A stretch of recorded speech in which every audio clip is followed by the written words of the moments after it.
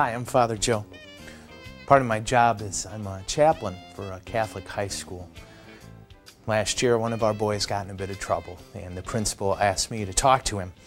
And I'll never forget what happened. I kind of took him out for a walk, so we're walking along, and I'm trying to reason with him about some of the bad decisions he made that day, when finally he stopped me. He literally put his hand on my shoulder and looked me in the eye, just about crying. And he said one of the greatest lines I've ever heard. He says, "Father, you're acting like I thought about it." How often is that the case for each of us? Thank God Jesus understands. Let's go to this week's question. Right.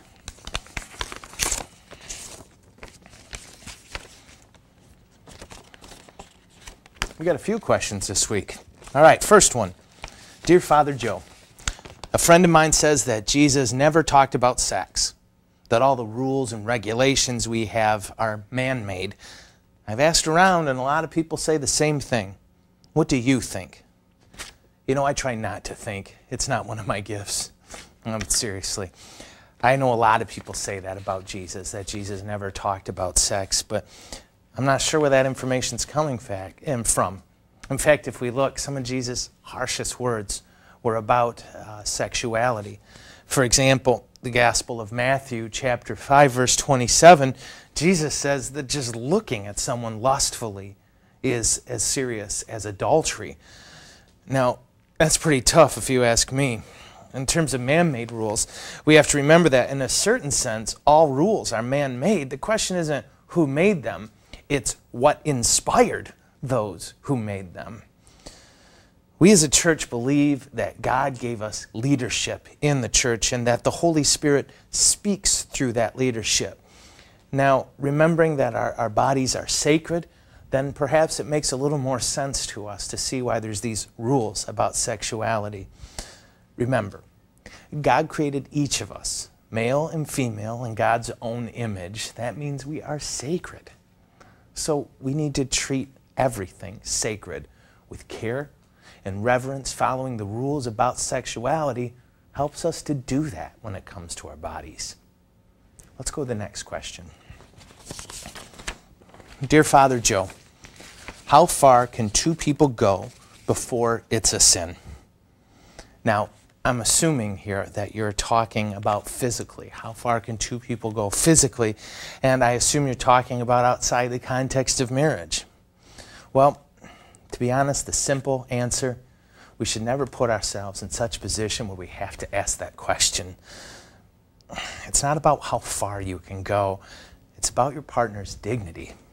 It's about the fact that Christ lives within them, and so we treat them with care and reverence and respect.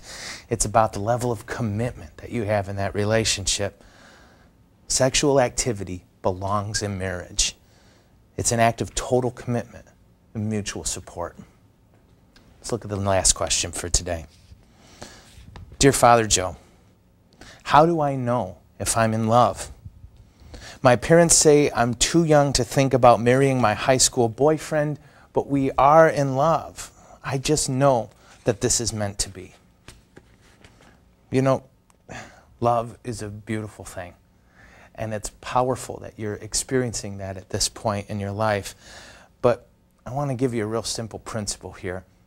As a general rule, your parents know what they're talking about. I know, it's hard to believe, but it will become clearer to you as you get older that the more we live our lives and the longer we've lived our lives, in a sense, the more wisdom we accumulate. And being able to share that with others is an important thing. Now, the second thing I want you to think about is how your definition of love has changed over time. So, when we were little, what defined love, and all the way up till now, it's important that you see how your definition of love has changed over time. Now, from your letter, I'm assuming you're still in high school. And if that's the case, think of how much your definition of love can change. Now, that doesn't mean the love we had in the past was false, but it means it was the love of a child and that it needs to grow. It doesn't mean that your previous ideas of love have been wrong. Well, I guess with that in mind, the question might be, how do I know when I'm in love? One day, you'll look across a crowded room and you'll know. I'm just kidding, all right? You'll know you're in love when you're more concerned about the other people's needs and wants than your own. You'll know you're in love when, in a sense, the relationship isn't defined by what you can get, but by how much you can give. These are all clues that you're in love. I encourage you, listen to your parents. They have wisdom on these things. Love and sacrifice are intertwined, and too often we separate them. Love prompts us to do noble things, to be better people. When you sense these things in yourself in relation to another person, you know it's really love.